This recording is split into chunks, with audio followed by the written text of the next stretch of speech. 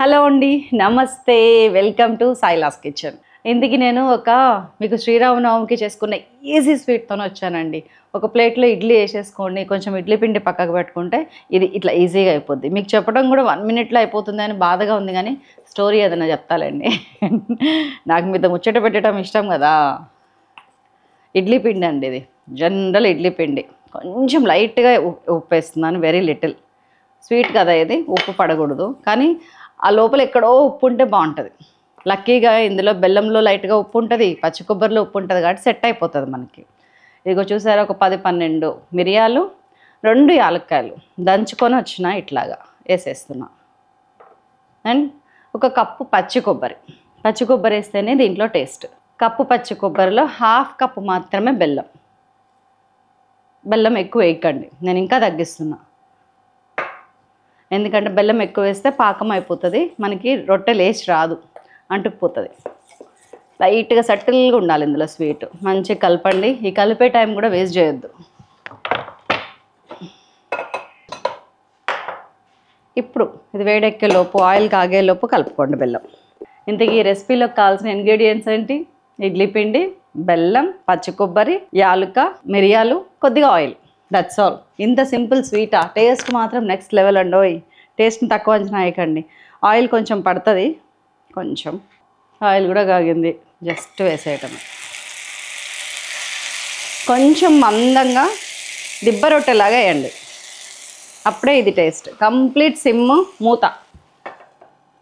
Bus మూత పెట్టండి. ఎర్రగా కాలినాక మనకి ఇట్లా లేస్ వస్తుంది, చూసుకుందాం, ఆగండి. ఉడుకుతుంది, మంచిగా కనిపిస్తుంది కదా. ఇది మంచిగా తీసే టైంకి మనకి ఇట్లాగా ఒక్కసారి ఇట్లా లేపి చూసుకుంటూ ఉండాలి. వెంటనే లేపకండి, ఇట్లా సైడ్స్ నుంచి ఇట్లాగా. ఇప్పుడే కాదు, 3 మినిట్స్ ఆగండి. 3 అంటే 3 మినిట్స్, లేకపోతే అడుగురు మారుతుంది. మళ్ళీ చెప్తున్నా, ఇది చూసుకుంటూ ఉండండి. రెగ్యులర్ దిబ్బ రొట్టె కన్నా కూడా తొందరగా కలర్ వస్తుంది, బికాజ్ బెల్లం ఉంది కదా. అదిగోండి, ఒక పక్కన మాడిన టైం చూసారా. ఇంకొంచెం ముందు తీయాలి మనం. ఆయిల్ ఎప్పుడు కూడానండి ఇట్లాగా తీయకండి, డైరెక్ట్ పోయకండి. దీని మీద పోస్తే మనకి కంట్రోల్ ఉంటుంది. వెనక్కి తిప్పినాక పోయటం మర్చిపోకండి, వెనక కూడా కాలాలి కదా. బస్ నేను తిరగలు తిప్పిన తర్వాత మళ్ళీ మూత పెట్టట్లేదు, గమనించారా? నిజంగా అండి, ఒక స్టూడెంట్ క్లాస్లో లెక్చరర్ అందరు స్టూడెంట్స్కి ఒకలాగే ఎక్స్ప్లెయిన్ చేస్తారు.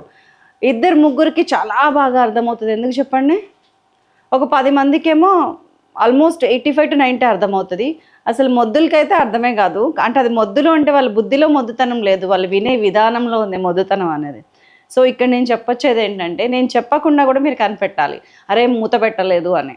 ఇందుకు చెప్పొచ్చేది ఏంటంటే, చుట్టూ ఒక రకమైన క్రిస్పీ లేయర్ రావాలంటే ఒక సైడ్ ఉడికినప్పుడు మాత్రమే మూత పెట్టాలి. తిరగలు తిప్పిన తర్వాత మూత ఉండకూడదు, లేకపోతే మీరు ఆ పైన కరకర అనేదాన్ని మిస్ అవుతారు. 2 వైపులా మెత్తగా అయిపోతుంది.